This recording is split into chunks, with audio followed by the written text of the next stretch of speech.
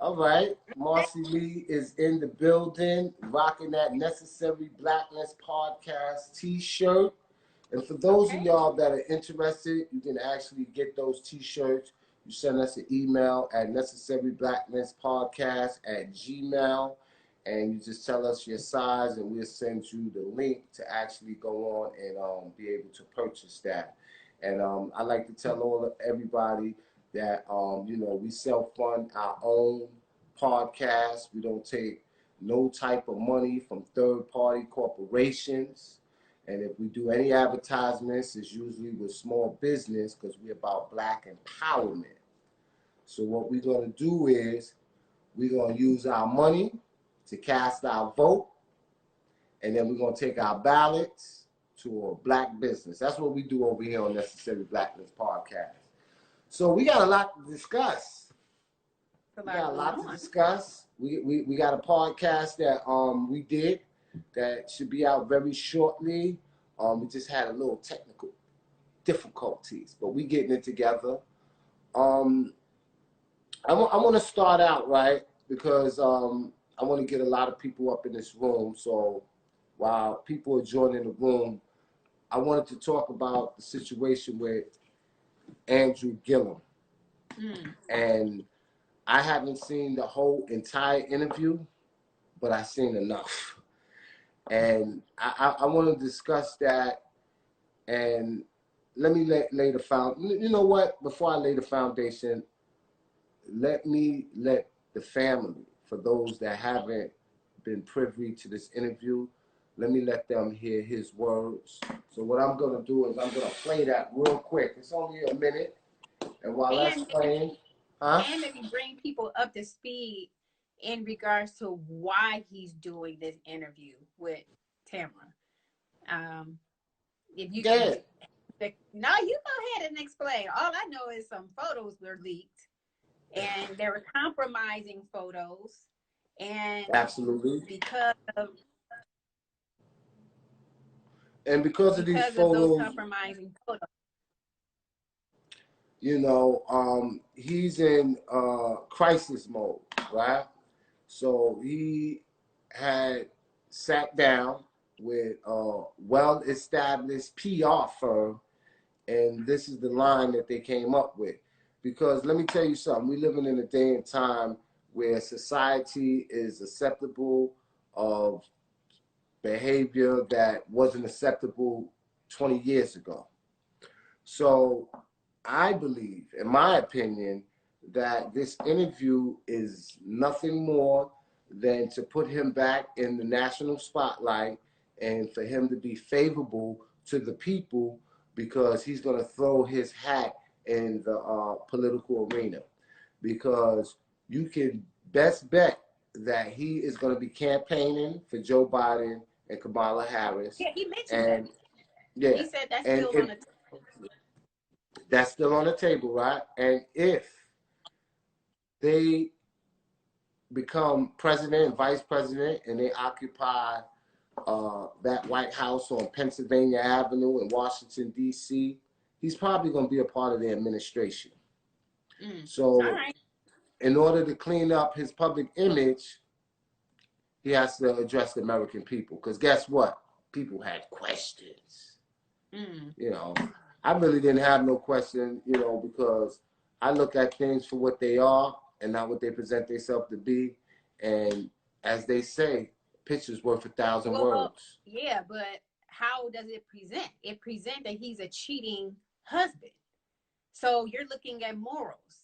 You're looking at, do we want this person representing me when he can't even take care of his own household? So, I mean, you know, if you want to be into your sexual preferences, that's on you. But what about his poor little wife over here? Or is she his poor little wife? Does she condone it? I mean, you know, I'm not really poking, you know, I'm not trying to be in a position where I'm in her business, but I think these are the type of questions that people are wondering Absolutely. about. And I think with her being there by his side, showing the support, and, you know, he gives the impression that she knew that, in his words, he's not. Well, you know what? He said he was bisexual, but I'm gonna let y'all. I don't want to get into what he said. I want y'all to hear this. Play the clip. What was that sports announcer? It was a famous sports announcer, right? And before he plays the clip, he always says, "Let's go to the videotape." So what we're gonna do? Yeah, it's video, but y'all can't see the video. So we're gonna go to the audio tape, and you can hear him. And this clip is 1 minute and 35 seconds, family.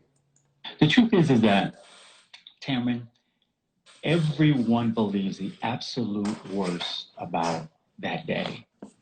At this stage, I don't have anything else to have to conceal. I literally got broken down to my most bare place, to the place where I wasn't even sure that I wanted to live, not because of what I had done, but because of everything that was being said about me. What was most hurtful was this belief that I was somehow living a lie in my marriage and in my family. That was the most hurtful to me, because I believe we're all entitled to mistakes. And I believe we're entitled to those mistakes without having every other respectable and redeeming part of our lives invalidated. And I felt like the love that I have between my wife and I, my family, but most important, the authenticity that I tried to lead with, was all in question at this point. And not even in question anymore. Something else had been assumed by that. And to be very honest with you, when you didn't ask the question, you put it out there, is whether or not I identify as gay. And the answer is, I don't identify as gay, but I do identify as bisexual. And that is something that I have never shared publicly before. All right, that's the end of that. Woo! Well, there's a lot to unpack and dissect there. Wait, first of all, he said that he wasn't embarrassed about what he did. But in the same breath, he talking about everybody make mistakes. But how can you say it's a mistake if you're not embarrassed about what you did? Like, you're not taking no kind of ownership. You was caught in this compromising position, making your wife look real crazy, and you don't feel embarrassed or bad about what you did? According to him, he said people was assuming that he was living a lie. He wasn't living a lie. So the only thing you can gather from that is that his wife knows about his alternative lifestyle and she's acceptable of it. I'm saying he was being sloppy. Was he not being messy? Did he not put their business on a public stage? Yeah. So it's just like something you got to take ownership for something. Something you did wasn't, kosher.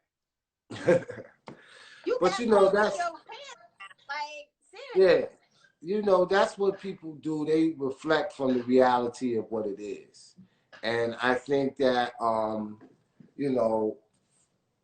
that was well rehearsed. And it definitely sounds like a PR soundbite that was given to him. And I'm sure, because let's be for real, right? Tamron Hall is for the Democratic Party. He lost by 0.5% of vote. You know what 0.5% of a vote is? So they want to see him back in the political arena, and I can guarantee you my bottom dollar that they probably submitted the questions to him so he could be well prepared to answer them. So do you think that this whole scandal has hurt him in any way? No. Okay. And the reason why is like I said, right? We living in a different day and time, and a lot of people are acceptable of it. What he's gonna do is he's gonna turn a bad situation into a good situation. Where look what he's doing now. With the PR. We might see it as something different from what it is, but I think people are going to be more accepting of him. Oh, he's a truthful person. He came out, and for whatever reason, and I don't understand the life of it, but remember that NFL player that came out of the closet? He received a phone call from Barack Obama. So he's going to be hailed as an actual hero for what he did. Even though he was sloppy as hell. Even though he was sloppy as hell. Because you know what? I was listening to an individual on the radio here in Atlanta where they was applauding him for taking ownership, coming out, telling the truth, and they were saying that more black men who live a bisexual lifestyle needs to come out and tell their female partners, because most females are acceptable of that if you tell them. I mean, what do you think about that? That's how, you know, it's very dangerous, because they were saying that's how a lot of black women contract HIV, is because their partners, their male partners, are living an alternative lifestyle in the closet and, you know, not, you know, sharing that information. So we know that for a fact. For a fact. So I don't know. So I guess we'll never know. Just like Hillary and Bill Clinton. Like, did she know he was sleeping around? Didn't she know? Like, we'll never know. So there's really no conversation about it, because he got caught doing what he did, and you said they like, hey, you a hero, like, you know, whatever with that. So next. Yeah, you see, and you gave a perfect example when you use Hillary and Bill Clinton. You know, with Bill Clinton, people, it seemed like after the Monica Lewinsky scandal, people loved him even more. People looked at Hillary as a strong woman who stood by her husband in the eye of the storm, never wavered, never left his side. So, you know, it's crazy. Yeah, people was looking at him like he was a G. I mean, you know, I'm talking about, you know, street people was kind of looking at him like he was a G. But, you know, we all know that that's not something becoming of a president or anyone who is supposed to be in a higher position of being an official, you know, a public official. Like, I mean, because Trump got into office, everything got to go to hell now. Like, we ain't got to have no type of values, morals. Like what's going on? That's where we're going. It's crazy. It's crazy. And you're definitely right. The bar is low right now for someone to be able to and be involved in such a scandal and still come out unscratched. But I always tell people, and there's a saying that goes, if you can't control, a man that can't control his sexual urges is not fit to lead. So y'all pick the leaders that y'all choose, and y'all pick the leaders that y'all deserve. And if that's people, why I can't be mad at Trump. I mean, that's the one thing I've always said about the Trump administration.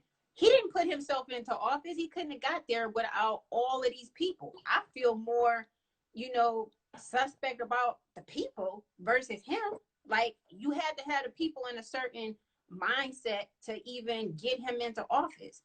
So absolutely. I think what you just said is absolutely correct. It shows about the conscience of America. So let's move right along to our next topic. I want to talk about Cardi B. It was just reported TMZ and every other blog, journalist, hip hop enthusiast is talking about Cardi B files for divorce from Offset. And that's the latest news. Breaking news. Actually, on Twitter, about a half an hour ago, 214,000 tweets went out about the divorce, right? And that is very telling of society. And I'm sure a lot of people is talking about her WAP. I'm sure. What they saying that she must ain't really got that WAP. Well, she's divorcing him. He's not divorcing her. But why? Why is she divorcing him? Okay? Why? It could be. What he do? Listen. Did he do something? you know, from what I understand and from past issues they had, some people say it might be infidelity. Who knows? Okay, so does that correlate to her WAP? She put it out there. I'm just asking. Well, you could Why you listen pausing? because Why you pausing? listen. Good WAP don't signify that a man's not gonna cheat on you. Let's get that straight.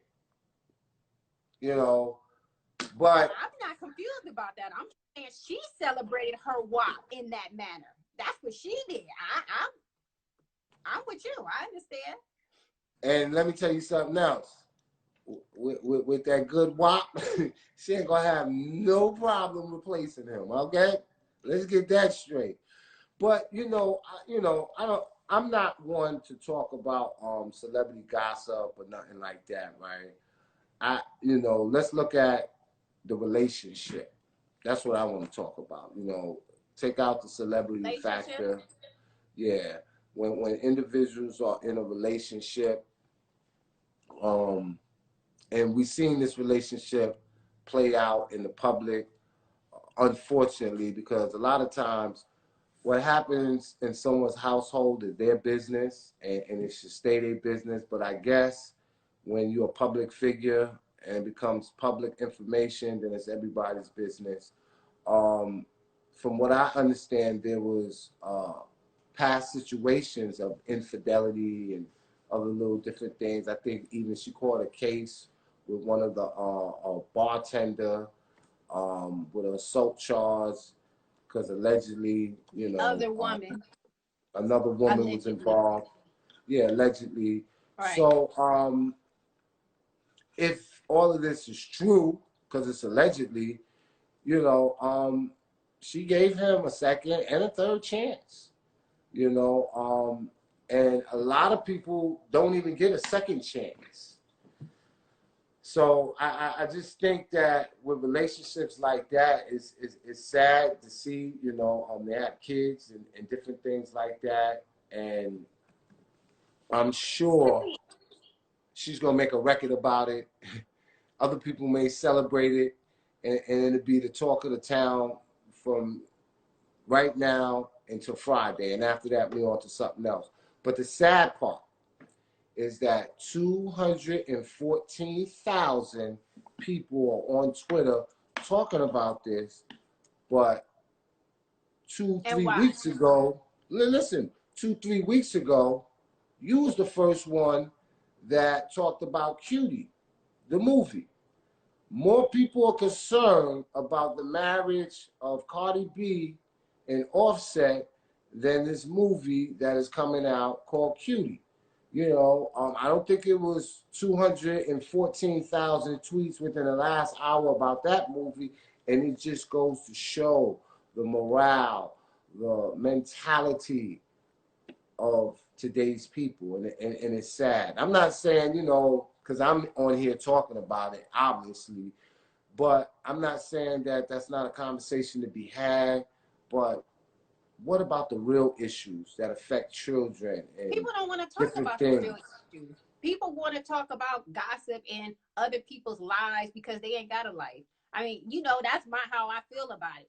When I brought up Cuties, though, it was in reference to Cardi B, because the sexually overt, suggestive positionings that those girls are doing with the twerking and all that, I was like, how come y'all mad at Netflix, but y'all not mad at Cardi B? How come y'all mad at Netflix, but y'all not mad at Nicki Minaj? And the list goes on and on. I don't understand why we have this double standard of why we keep pointing our fingers at the executives, but we not looking at these people perpetrating these offenses against society. Cardi B has done harm to our community over and over and over again. And what do people say? Oh, she is just entertainment. She got to get that bag. But where does that leave us? Where does that leave these young girls that now her impression has been solidified in the minds and the hearts of these young girls that's going to be watching her material over and over and over again? So yeah, people are more concerned with her divorce than they are about her impact on society. Well, I'll tell you one thing. And one impression that it's going to leave on these young girls out here, no matter what type of wop you have, no matter how good you can twerk and how much money you have, that doesn't guarantee that your husband is going to stay faithful to you. So young ladies, why do they do it? Why do men cheat? What is it? You got the good wop and you cute and you the top, you know, whatever she want to call herself. Why? Why would a man do such a thing? Listen, you ever heard of the slogan, "Black men don't cheat"? I raise my flag to that slogan. Oh yeah, and unfortunately, you will have to ask that to the individuals that cheat. I don't know that lifestyle. Really? I couldn't answer it. I don't know. But what I will say is this, right? As a man, we have egos. We want to sow our oats. And I know for me, coming of age, being young, very promiscuous. But as you get older and you mature, you know, if you're 35 and up, it's a wrap. Stop. Did you just list a certain list of like excuses? How about no. I'm not saying that. I'm just saying a lack of respect. Like, no, I'm just saying. Listen, when I was younger, you asking me why men do it. I'm giving you a sample. Lack of maturity. No, I heard what you said. Wanting to sow your oats. I hate when people do that. I heard what you said, and I'm just offering another side of it. I heard loud and clear what you said. I heard. Okay. But I'm just saying. But you said I gave excuses. What about the other side?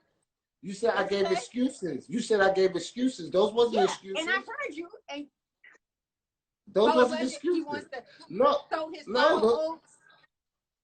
Okay. All of this was done. I'm using myself. I'm putting myself in the equation.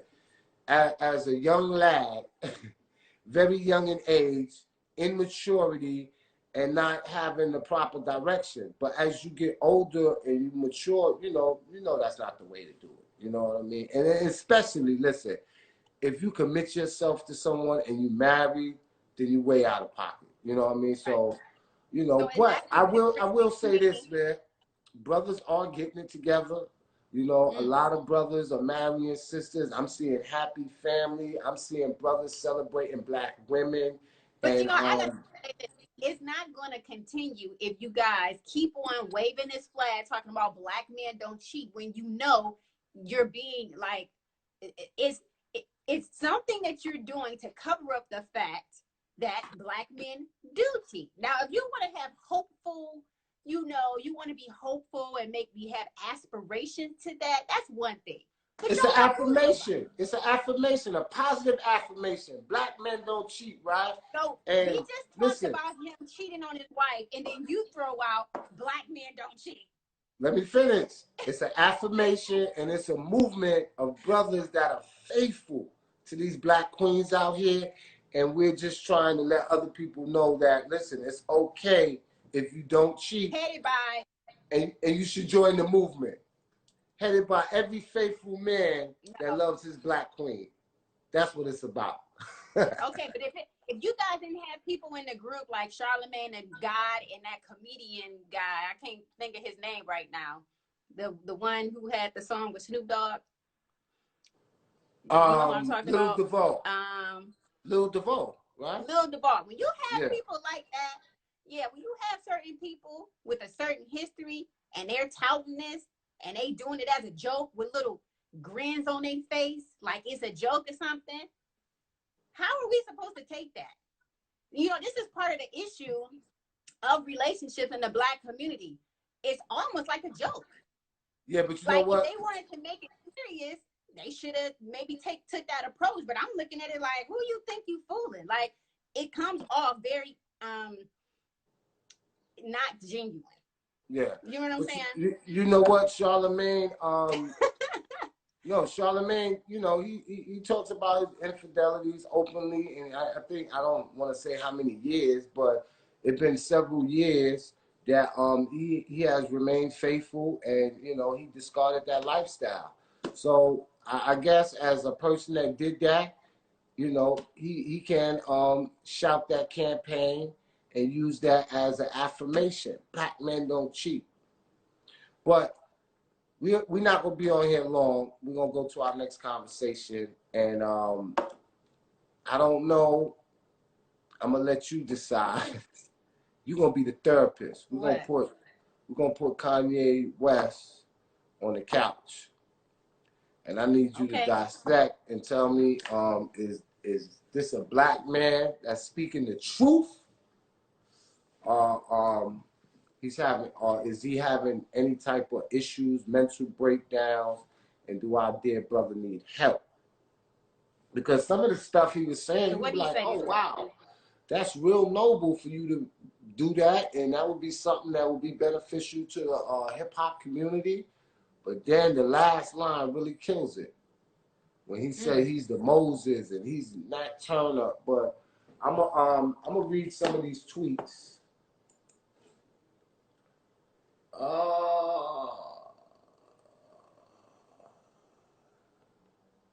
All right, so excuse me? Go ahead. Oh. Go ahead. He said, when I spoke to Katie Jacob, who is on board at Venavidi, I hope I'm saying it right, that's the ones that own Universal Records, and they own Seagram's Gym and a whole bunch of other corporate companies that control the music industry. So he said that he spoke with her, and they was talking about creating a Y Combinator for the music industry so that artists have the power and transparency to be in control of our future. No more shady contracts, no more lifelong deals. Then he just goes and says something else that's asinine and crazy. He said, Jared Kushner will have done more for peace in the Middle East than anyone in 30 years. Really, Kanye, stop it. You know, he always got to go very too far to the right. All right, then here's another one where he said, we need me, J. Cole, Drake, Kendrick, all in a room together. It's time to get free.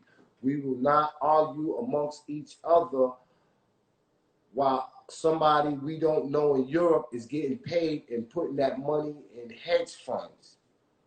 I can respect that. And then he says, yes, we need to produce the Destiny's Child gossip album. All right. Okay.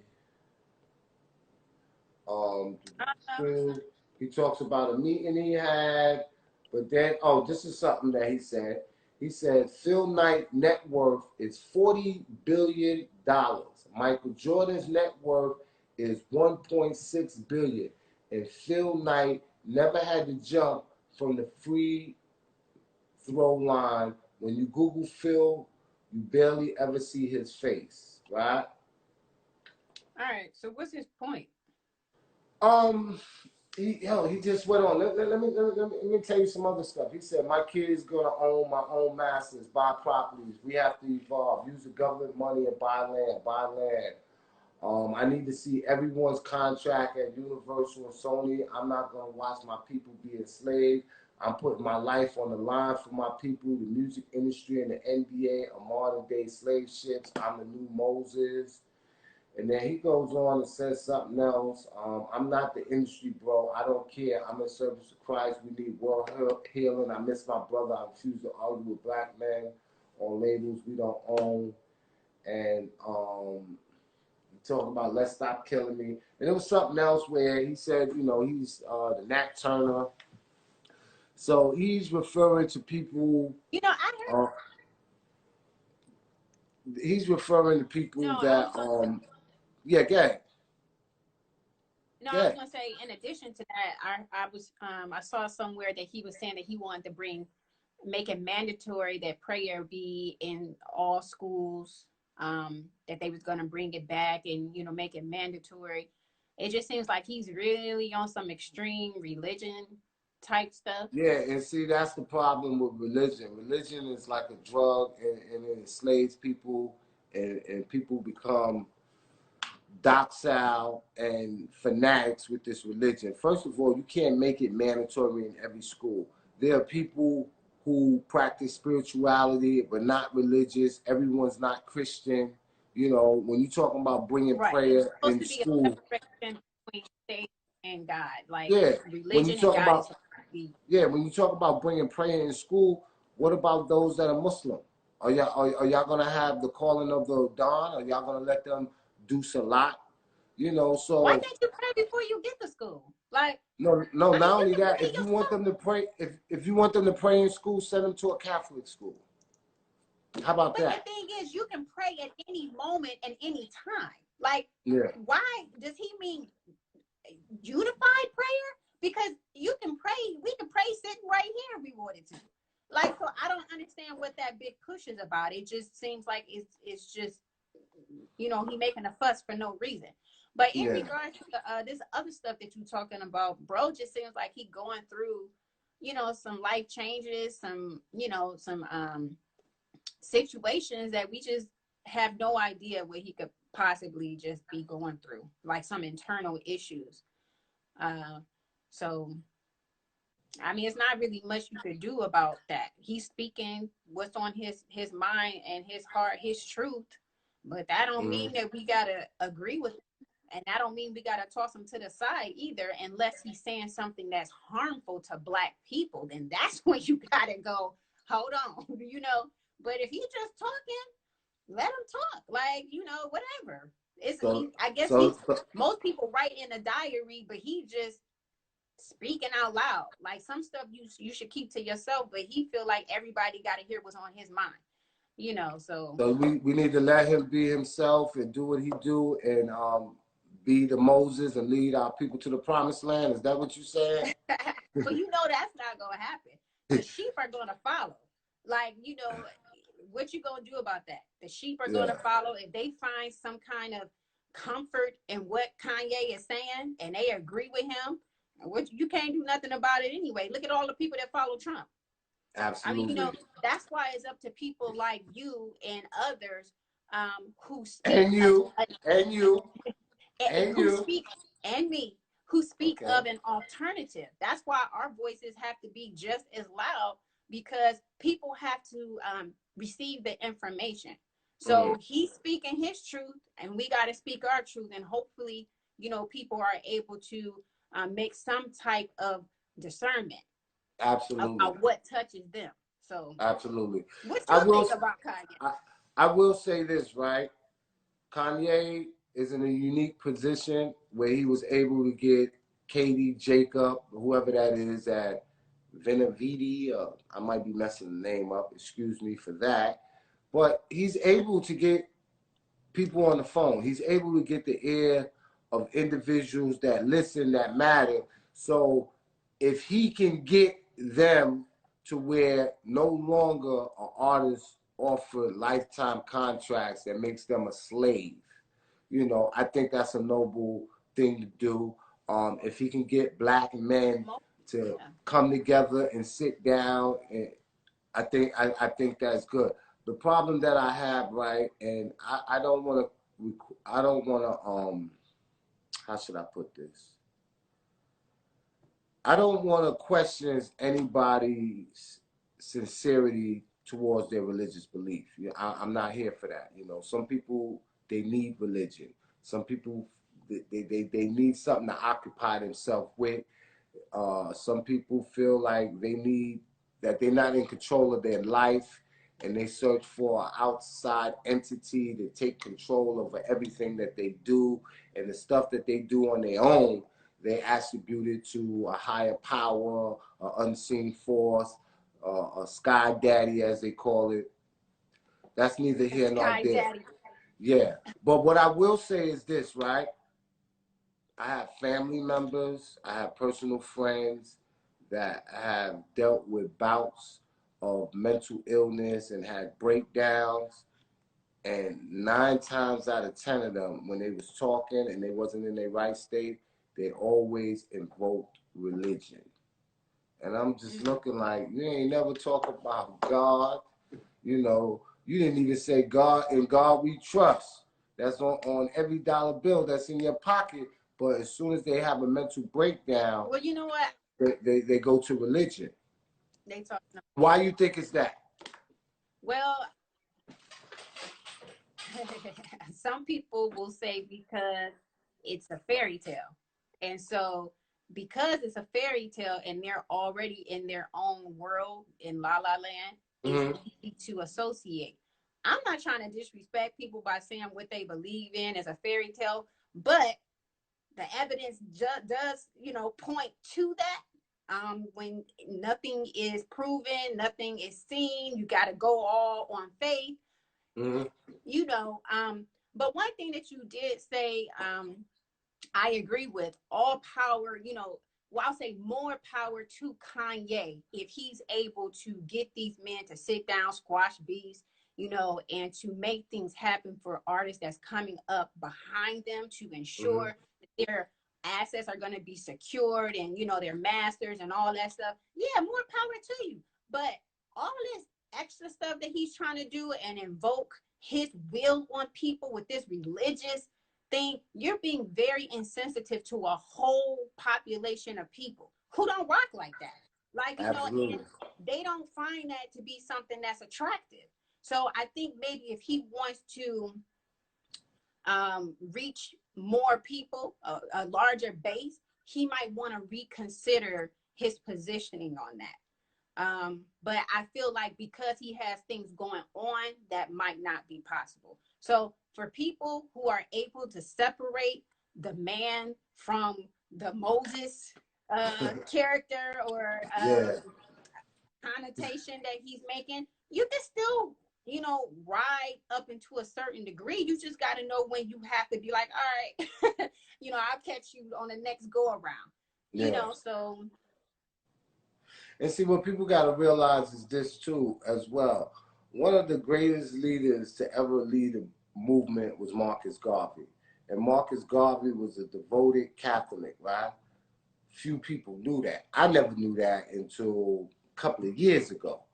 And I read mostly every Marcus Garvey book and studied his speeches, but he never really openly spoke about it because he knows that religion divides people. You know, you could be the greatest leader, but you don't have to invoke your religion upon people. You know, let everybody be who they be. Look at, you know, like I always say, you know, we don't have to be uniform in our belief and our opinion, but we have to be unified in our struggle. You know what I mean? So you can believe in one thing, I can believe in one thing. As long as we unified in our struggle, then, yo, listen, let's get it. Let's go. You know, and we have exactly to do that. What Malcolm X and Martin Luther King Jr. Did. You know, when they got together, they were saying, yeah, we can put aside our religious beliefs in order to put Black people, the community, you know, ahead of that. So, yeah, it can be done. Absolutely. So, is that it? What's up? Yeah. That's pretty much it. I don't want to get too long-winded. I think that we need to start doing this more often. You know, I do love the podcast. We got one coming out. We just had a technical difficulty with it, but the video should be out. We're gonna post clips on Instagram. We'll put them on YouTube. We'll put them on Facebook. Make sure y'all go to our YouTube page. We are definitely getting the followers. I do see y'all. I see the comments. I'm not able to return every comments, but me and you, we sat and we was looking through some of the comments.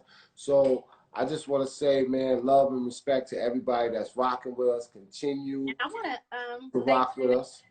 I want to thank all my new followers as well. And if you want to check me out, you can reach me at Forever Marci Lee.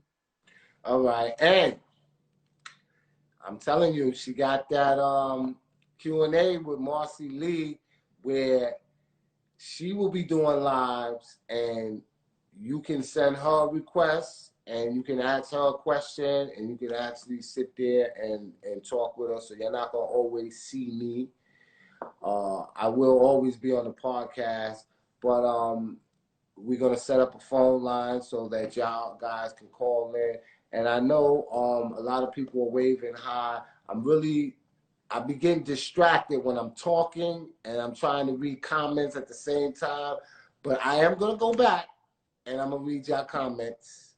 and I'm gonna say what's up to y'all. But I see y'all, man. And yo, let me tell you something, man. Thank you for the love. Everybody continue to support the Necessary Blackness podcast, and make sure y'all continue to follow me, follow Marci B. You didn't shout out what you doing this weekend. You ain't talk about that. Oh, yo, you know what? That was a good point. Family, make sure if you in Atlanta, matter of fact, you ain't even got to be in Atlanta because people are coming from all over the world. I got a call earlier today asking me whether I was going to be there. Yes, I will be there. Foundational Black America Convention goes down Saturday, September 19th at the Georgia World Congress Center. I will be there. Not only will I be there, but I also will be speaking. So make sure y'all be there. A lot of good scholars, lecturers, speakers. I'm excited to see my great grandmaster teacher, Professor James Small. He always come through. He always deliver. But the greatest part is, you know, I get to hang out with him, man. The Baba got a lot of knowledge, a wealth of knowledge, and just being in his presence, man.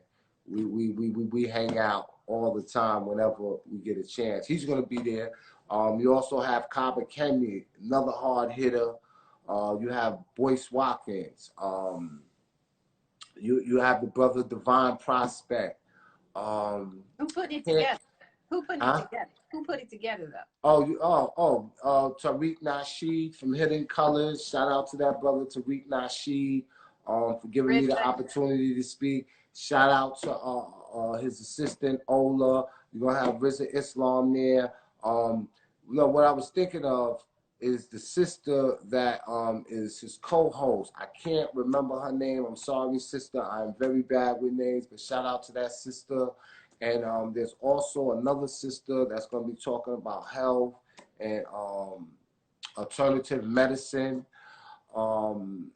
And there's one more other sister that's going to be there. But you can go to the actual website. I think it's called FBAC2020.com. But just Google Foundation Black American Convention. And it's Saturday. Doors open up at 3 p.m. And it's going to be an eventful moment, family. All roads lead to Atlanta. I will be there. I never asked you, are you planning on being there? Will you be there? Will Marci Lee grace us with her presence? We'll have to see. You have to see. Okay. But yeah, so that's what I'm going to be doing this weekend. I am very excited. I don't know if anyone know, but this was supposed to take place in June. And then COVID, it pushed it back. I think it was July. I think it was going to be on the 4th of July that weekend. Then it went to June. Then it was another date. And finally, you know, they decided on September 19th. And one of the main reasons that, you know, they want to do this overall was to get Black folks on code. You know, we got to move as a unit. We have to do certain things to ensure that we are recognized for who we are, that we are foundational Black Americans, a distinctive class of individuals. There's going to be a lot of talk about reparations and to get people on code right before the election. You know, we can't let our people go back to sleep. People are waking up every day to the truth and the reality of the time that we're living in. And we have to be vigilant and we have to stay focused. You know, every little thing can be a distraction. But one thing we got to remain focused on is reparation, supporting Black business. And like Marcus Garvey said, he said, be black, buy black, and everything else will work itself out. So that's the main goal of this convention. And I will be there in the flesh. I'm trying to think of what I'm gonna wear. All right. Yeah, that's all I've been thinking of. Like, yo, what I'm gonna wear? Because I always know I was gonna be there, But as it becomes closer and closer, I'm like, oh, okay. A lot of people like, yo, do you know what you're gonna talk about? You know, you don't sit and ponder what you're gonna talk about. If you do it, it just comes natural. You know, I'm gonna talk about Black liberation, freedom. You know, obtaining freedom, justice, and equality.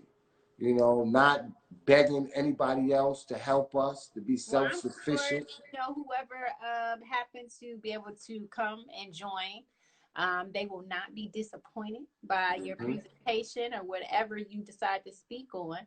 So hopefully a lot of people will be able to make it down. And I will Absolutely. be them. Absolutely. But the question is, are you going to make it down there? Nah, I'm just joking. I don't want to put you on the spot. So is there anything else you got going on? Nah. Nothing else. Nothing going on. You got that book? Tell them about the book. Now we talk about the book, you know, Fun in the Rain is on Amazon. So please, if you want to support, go on over to Amazon and look for Fun in the Rain by Marci Lee. And check me out on Instagram. So that's all I want to plug for today. And it's very important, family, that we get books that we give to our children that emulate us, that let them see our reality and our worldview from our eyes and not someone else's. So it's very important for those that are parents and have young children to get books like the one the sister put out. Very good book. I don't read children's book, but I read that book. And I was like, wow, this is something like I can see me being a kid and enjoying it. Yeah. So, and it's a flip because it's a daughter with her father. So a lot of times you always see the mom with the children. So I actually really made a point to incorporate the father into this story. and that was the first book. And then what about the second one? Is it the same? The second one is Fun in the Snow. So yeah. Is that with the father or the mother? It's the siblings. Oh, the siblings. Okay. And the father does make a cameo, I think. Yeah. All right. All right. Well, what about the mother? Is the mother in there? She is talked about, but she is not seen in the book. She's gonna be in the third one. Fun in the Sun. Yeah. You know what? You know you're gonna have to wait and find out. But you know there are 4. Okay. And so they are all completed. It's just that the second one is being released now. All right. Yeah. Yeah, we got to do something spectacular for that. Maybe a pop-up. You know, we definitely want to do something with our listeners. Maybe we'll gift a couple of you guys with some of those books. You know, especially if you're a school teacher. You know, this is something that's imperative you got to have for these babies and these children. But school is out, so we relying on the parents. Parents, y'all gotta read this book to y'all kids. So that, you know, that's it for me, man. I just want to thank everybody for rocking with us. Make sure, you know, everybody's on here. This is on my IG, so y'all definitely, I know y'all following me. But make sure y'all follow my co-host, Forever Marci Lee. Make sure you like her posts. And don't just like it. I want y'all to smash that like button. All right? Peace of Black Power, family. This is Rahiem, Shabazz, and Marci Lee.